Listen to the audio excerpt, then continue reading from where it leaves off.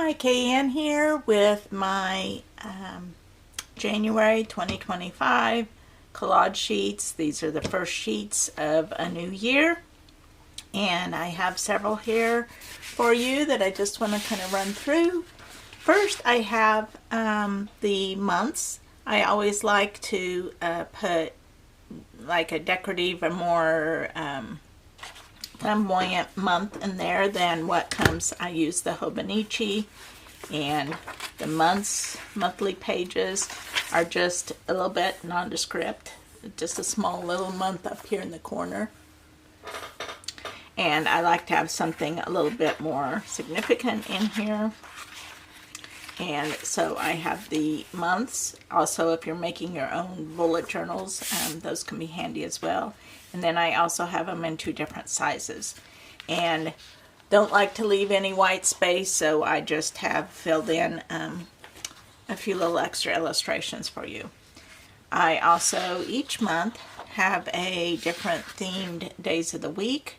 I'm going with kind of a folk art theme this time. And I have corresponding days of the week,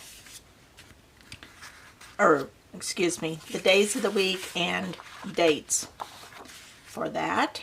And then I have some quotes for beginning the new year. I have some artwork with words that I've done, mantras. And then I have some quotes here that kind of pertain to starting a new year, plus some things to kind of help you in your planners with the goals, to do, tasks, intentions, new year. I always like to do some planning as a new year begins. Fresh start. So just to kind of like help you dip into your new journal, planner, whatever it is you're starting for 2025. I have a couple choices for the monthly calendar for the month of January here. 2025 is the year of the snake, so I had fun doing some snake illustrations. You'll see some more of those in a minute. And then I also have the small size days of the week and dates, so that if you're using something small like the weeks or a small traveler's notebook or whatever, you'll have a smaller version for that, or A6 size. So I have snowflakes here as an option to the snakes. And then this is the snowflake sheet. I had fun doing all these. I had in mind that these would be date dots, but I didn't really like how they looked with the numbers on top of them. However, these would be real easy to layer. If you choose to put your dates or have number stickers or something like that, you could just layer them on top of these. So there's those. Then following the folk art theme, I have these kind of primary colored folk art motifs, and thought you might have fun with those. I actually did a folk art workshop. These are from that, but I just thought you guys might like them as well. I have more snakes. Had fun with the idea of doing folk art snakes. I did a little journaling block. This one almost looks like a maze. And then these with all kinds of little snakes on there. And then I also had done in my sketchbook kind of a little experiment comparing just basic Crayola crayons, like kids crayons, comparing those with the Neocolor 2 or Neocolor 1, and did those in my sketchbook and just thought I'd go ahead and share those with you as well. Then another thing I usually like to do at the beginning of the year is kind of list the books that I have in waiting to be read. So I'd have a little TBR guy here, some little book characters. I have a thumbs down for the ones that I didn't even want to finish or that I didn't like. It's a little thumbs down there. A little award for, my favorite book of the month. Just kind of keep tracking of books listened to or read. And then I have a sheet of tinies here the little tiny cats, tiny books, tiny snakes, tiny folk art.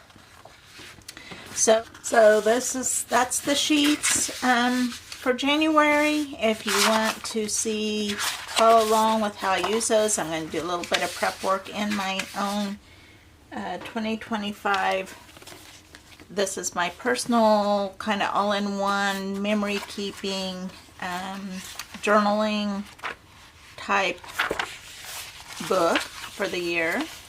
And if you want to kind of follow along as I use some of these sheets to do some preparing in that, I invite you to join me. So to start with here, I'm just going to put the year 2025 on the top of this year at a glance page. And this is not a hugely important page to me, but I do mark like events or like when I need to see the year in one view, like maybe trip planning or things like that, things to take note of. So I do use that page. And then the next thing I want to do is go in and put those months on the monthly pages.